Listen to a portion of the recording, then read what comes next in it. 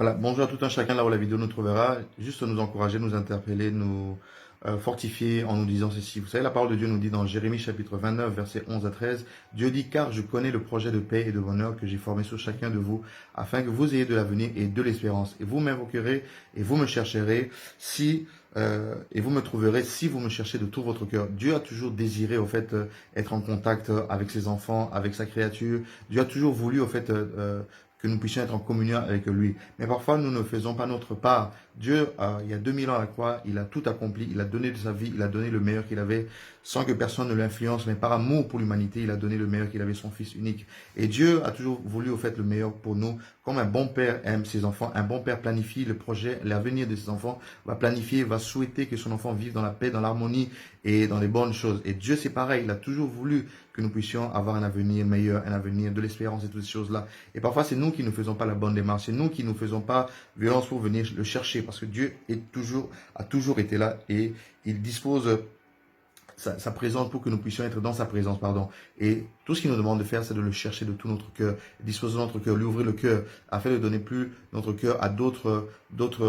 idolâtries, d'autres motivations, d'autres choses qui n'honorent pas son nom, et de le chercher lui et lui seul. Vous savez, souvent, beaucoup de personnes se posent la question, se disent, mais Dieu est amour, Dieu est bon, mais comment ça se fait que je ne vois pas la main de Dieu dans ma vie? Comment ça se fait que Dieu ne se manifeste pas? Comment ça se fait que je ne vois pas Dieu dans les différents projets de ma vie, toutes ces choses-là? Mais parfois, si nous regardons bien, c'est nous-mêmes parfois qui ne faisons pas cette démarche de le chercher sincèrement, pas d'une manière religieuse, pas d'une manière en allant pointer tous les dimanches à l'église ou toutes ces choses-là. C'est bien d'aller de temps en temps, mais c'est vraiment de là où on se trouve, quel que soit le lieu où nous nous trouvons, c'est vraiment de le chercher, disposer notre cœur, de dire Seigneur, j'aimerais vraiment disposer mon cœur pour que tu puisses prendre toute la place. Je ne veux plus être idolâtre des hommes, je ne veux plus être idolâtre du matériel, ni de quoi que ce soit, mais de toi et de toi seul. Longtemps, j'ai cherché, je me suis battu à trouver des solutions de moi-même, par mon intelligence, par mes capacités, et je t'ai toujours mis hors de moi, loin de moi, mais je veux vraiment que tu prennes la place, et je vous assure, Dieu se laissera trouver, Dieu se manifestera, et que là où hier ça n'allait pas, là où avant-hier ça n'a pas été, là où les projets que nous avions entrepris hier, que ce soit dans le mariage, que ce soit dans les affaires, que ce soit dans tout ce que nous avons entrepris, et vous allez voir que Dieu se chargera de tout ce que nous entreprenons, dans tout ce que nous voulons faire, afin de nous donner le meilleur qui est pour nous selon sa volonté, et surtout sa volonté, parce que souvent nous voulons que Dieu marche selon notre guide, selon notre volonté, alors que Dieu est un bon père, il sait ce qui est meilleur pour ses enfants. Il ne peut pas nous permettre de nous laisser nous égarer pour des choses matérielles, des choses éphémères de ce monde, parce qu'au-delà de toutes ces choses, au fait, le plus important c'est le salut de notre vie, pour que nous ayons l'espérance de la vie en son nom, en Jésus-Christ de Nazareth. Voilà pourquoi vraiment ne soyez pas distraits, disposez de votre cœur, donnez votre cœur au Seigneur, parce qu'il frappe à la porte de chacun de nous. La Bible nous dit dans Ésaïe chapitre 59 aussi que non, la main de l'Éternel, la main d'Adonai n'est pas trop courte pour agir, ni son oreille trop courte pour nous entendre, mais ce sont nos péchés, ce sont nos crimes qui mettent une séparation entre lui et nous. Et parfois ce sont nos actes, nos comportements, nos attitudes au fait que nous avons parfois sur la terre, notre marche, notre pèlerinage sur la terre, sur la terre, qui fait que nous nous éloignons de Dieu. Dieu est disponible, Dieu est là, mais c'est parfois le péché qui empêche Dieu de se manifester, parce que le péché met une séparation entre Dieu et nous. Et c'est là où nous devons veiller à ne pas tomber dans le péché d'une manière consciente, consciente dans notre marche, quand on sait que les choses ne sont pas bonnes, qui mettent une séparation entre nous et Dieu. Nous avons la responsabilité d'arrêter cette hémorragie. Comme la Bible dit, si ton bras, si ta main, si ton pied, si ton œil te pousse à pécher, mais coupe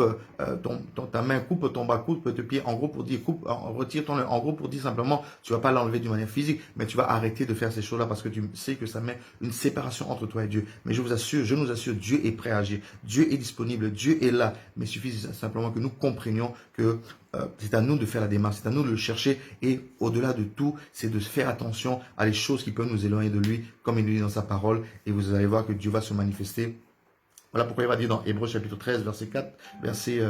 Hébreux chapitre 12, verset 14 là-bas, rechercher la paix avec tous et la sanctification sans laquelle nul ne verra le Seigneur. Tu veux voir la main de Dieu dans ta vie, tu veux voir Dieu se glorifier dans ta vie, mais fais attention, recherche la paix, recherche la sainteté, recherche la sanctification. Ce n'est pas seulement le fait de dire Seigneur, Seigneur, je t'aime, c'est aussi de démontrer à Dieu par tes actes, par les actes que tu poses, que tu veux plus t'approcher de lui et t'éloigner du monde, même par ton agissement, tes propos, ton accoutrement en tant qu'enfant de Dieu, en tant que fille